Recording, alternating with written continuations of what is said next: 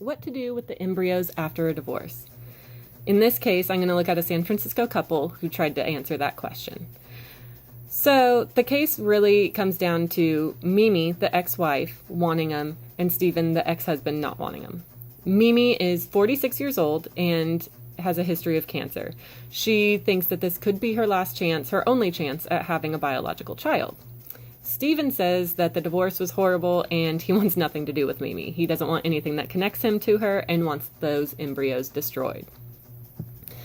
So with this really basic bit of information, we'll kind of take a pause and look at a couple of the ethical theories and see how they play into this situation. So Kantianism basically states rational beings have dignity and should be respected. Treat others as you want to be treated, the golden rule. So in that, we need to take some time and look at the different perspectives of each person. So Mimi really wants a biological child, supposedly. So it would be painful for her to see maybe her only chance, her last chance at that, to be destroyed, literally destroyed. And so that could cause a lot of grief, a lot of pain, and a sense of loss for her.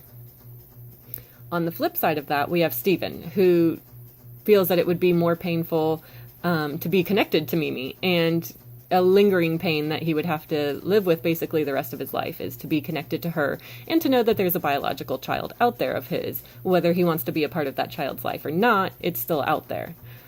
So both sides are pretty clear on what they want and that they would both feel pain if the outcome wasn't what they wanted.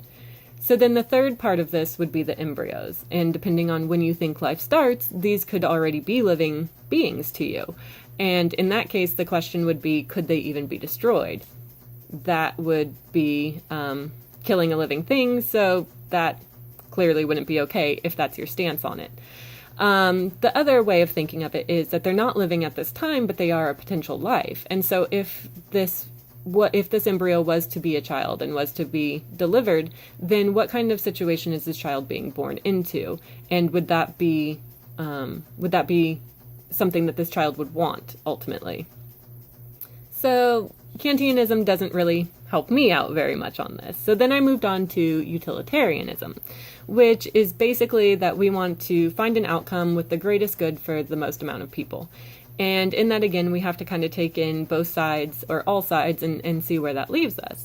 And it's, again, kind of muddled because for Mimi, it's really clear. She will be happy with the embryos, unhappy without them. Stephen, vice versa. And so that doesn't really leave us with a clear answer.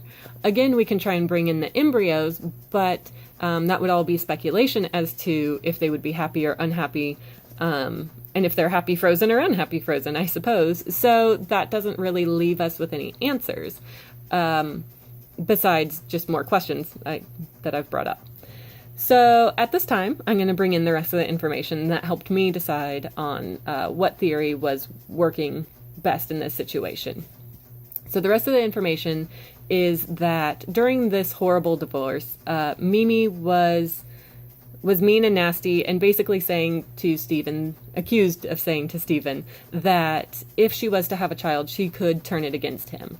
And at one point even asked him how much these embryos were worth to him, perhaps alluding to the fact that she could be bought or that that this was all a ploy for more money. So then maybe Mimi, sensing that people would see it that way, she did say that she would not go after Stephen for any child support, and so he would be off the hook in that regard.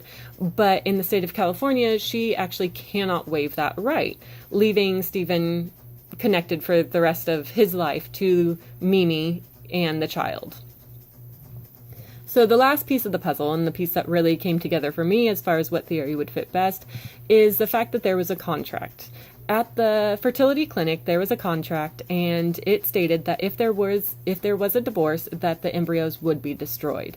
It seems pretty cut and dry. This potentially should have never gone to court if there was such a contract, or in the case that there is this contract. But Mimi claimed that she did not know what she was signing and that she thought it was more of a consent form that could be changed later rather than an actual contract, which could stand up because medical and legal things can get confusing, except for the fact that Mimi is a doctor. And being such, she should have some understanding of the situation and the proceedings that go along with medical contracts. So that's kind of thrown out the window for me. So with that added information, I feel the ethical theory that is used best in this case is social contract theory. This theory comes to state that man's natural way of living is only connected with furthering his self-interests, and without laws, rights, and contracts, mankind would be unable to live in society. So this comes down from Thomas Hobbes, basically had a view like this, saying that man is a naturally bad and dishonest person. And he wrote at length about this, and he called it the condition of man. That's how much he believed that this was just innate in us. So with this theory, we can see that Mimi is the version of mankind Hobbes is describing. A person out for their own interests, maybe monetary, maybe just to have that biological child. Either way, she's only looking out for herself in this situation.